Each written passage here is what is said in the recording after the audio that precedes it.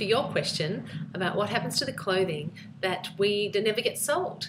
It's a good question because we actually bring a lot of clothing into Australia that does not ever get sold. And while we do have some really great initiatives with the Red Cross and with a number of clothes banks, so to speak, where retailers and brands actually take the clothes that can't be sold, a lot of it does end up offshore. And there are two problems when we're thinking about sustainability, probably at least two when it comes to this. One is that the clothing that we find culturally acceptable here that didn't get sold actually is often not culturally acceptable in the country that we dump it. So little singlet tops and little mini skirts may be cute here in Australia, but when we send them to Africa or India or other places, they're actually not culturally acceptable. So they do end up in a dump there. So we've really just offshored our problem.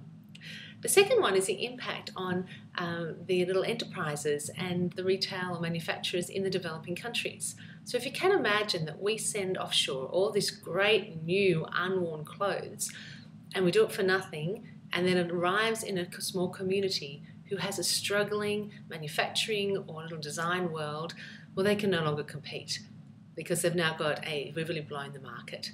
So we do need to think about the way we deal with this, and I don't think there's a perfect solution.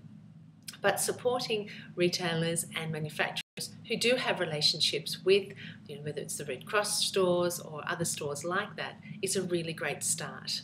Okay, thanks for your question.